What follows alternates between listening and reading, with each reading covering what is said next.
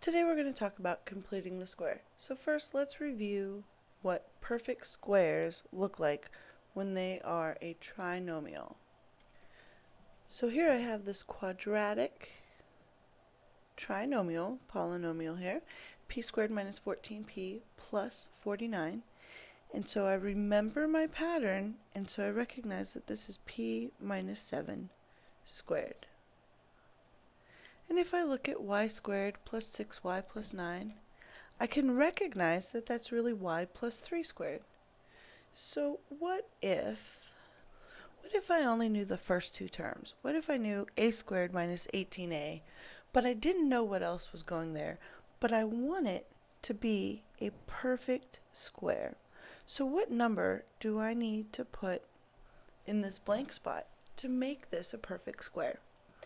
Well, let's just recall our pattern.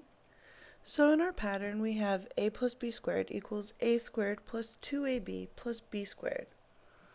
So if I were to ignore that a, and I wanted to go from this to this, I would do 2b divided by 2, which gives me b, and then I would take that and I would square it, and that would give me b squared.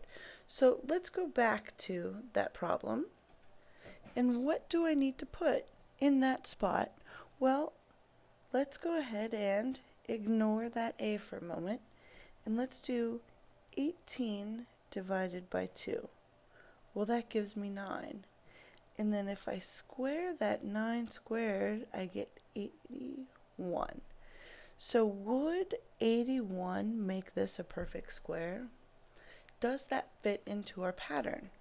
Well, let's break it down. That's a squared minus 2 times a times 9 plus 9 squared. So that is a perfect square, and it's a minus 9 squared. So let's try another one. Alright, looking at this problem, what number should go here so that I have a perfect square? Well, if I ignore that x, so I'm going to pretend like that x isn't there for a moment, and I'm going to pay attention to this 20, I'm going to do 20 divided by 2, which gives me 10, and then I'm going to take that 10 and square it, which gives me 100. And so if I put 100 there,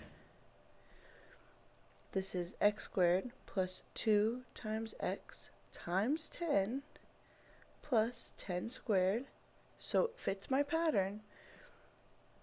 So my factors would be x plus 10 squared.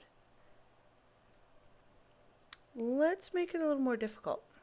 What if I have this, x squared plus 11x plus something? Well, I'm going to do 11 divided by 2, but that doesn't give me anything easier. I can't simplify that.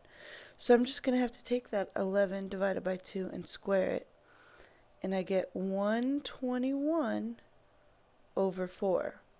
And that will make this a perfect square, and my factors will indeed be x plus 11 over 2 squared. Pretty interesting. And it makes solving quadratics quite easy if you complete the square. So let's go to the next video and do some more problems.